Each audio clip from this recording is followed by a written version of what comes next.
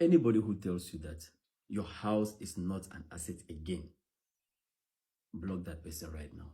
If you actually have money, right, to build a house, and I don't mean maybe get to the foundation and stuff, but you have money to build the entire house, okay, or buy the house, and you have to decide between buying that house and starting a business, actually go out there and buy that house.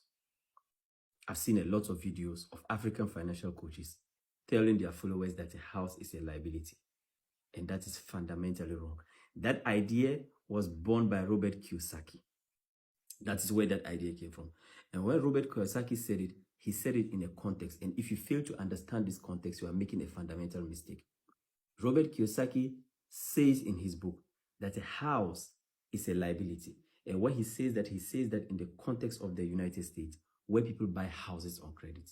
Okay, most of these people who buy the houses, they spend a chunk of their lives trying to pay back the credit, and that is the problem.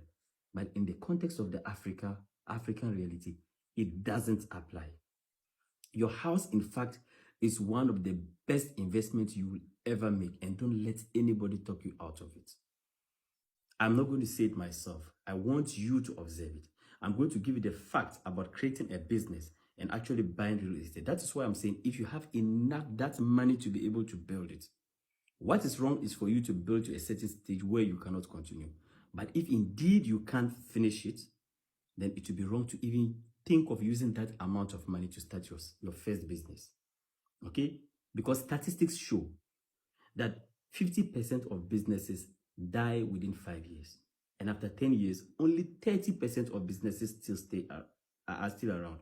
That means that in 2013, businesses that were created in 2013, for every 10 businesses that were created in 2013, only 3 of them exist till now. Think about it yourself. When you were a kid, all the advertisements you were seeing on TV, how many of those companies are still around? But all the houses that you grew up looking around, those houses are still around. There's a landlord watching this video who is still taking rent till this day from a house he built 25 years ago. How many of you created a business 5 years ago that said, I am for business. I am pro business. In fact, I teach people to create business. Okay, I teach people to get into business. But I am saying that if you have money enough to build real estate or to buy real estate, because real estate ensures that you have cash flow for life. And for life is a very long time. For life is so long. And the excuse that they give is that when you invest in real estate, you are not able to get your money back.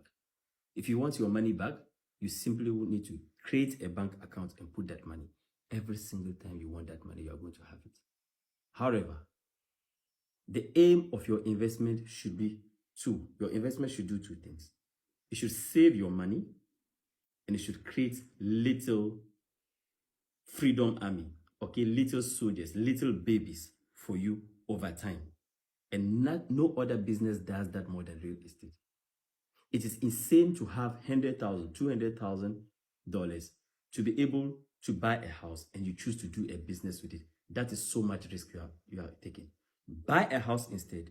Have consistent cash flow for life. And then go out and experiment with other options.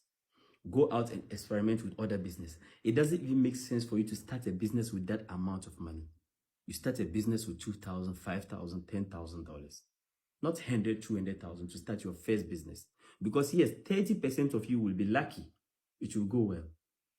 But 70% of you are going to lose it. If you are deciding between buying a house and starting a business, this is the example that I'll give to you that will make you understand. Let's say you have the money to buy a house right now. You have $100,000, $200,000, $300,000. And I tell you that, give me that money. I'll keep it for you. But within the next 10 years, you come back to me. And there's a 30% chance that I'll double, triple that money for you. But there's a 70% chance that I won't give you that money. You are not going to choose that option. On the other hand, if I tell you to give all that money to me, and in 10 years come to me, I still will have that money. And in between that time, I will give you a little, occasionally every single month, I will give you something little. But it will not be enough for you to get all of that money. But your original money stays, you will choose that. And that is what you do when you choose real estate. When we are talking about wealth creation, we are talking about generational wealth. And don't listen to me or don't listen to somebody else, but observe it yourself. Look around you. The people who have money, nobody gets to wealth without flirting with real estate. Don't even listen to what I'm saying or what somebody else is saying. Observe it for yourself. The people around you who are actually rich, nobody gets rich without actually flirting with real estate. Nobody gets there. You dare not. When it comes to your financial life, you have to observe, what are rich people doing? Don't let anybody on the internet convince you that real estate is a bad idea. And I've told you this already. I've said this to you already. Never take financial advice from anybody who cannot tell you the source of their money. My name is Adnan Sani. I call myself Dangote. If my videos bring you value, kindly subscribe and share with your loved ones. Thank you very much.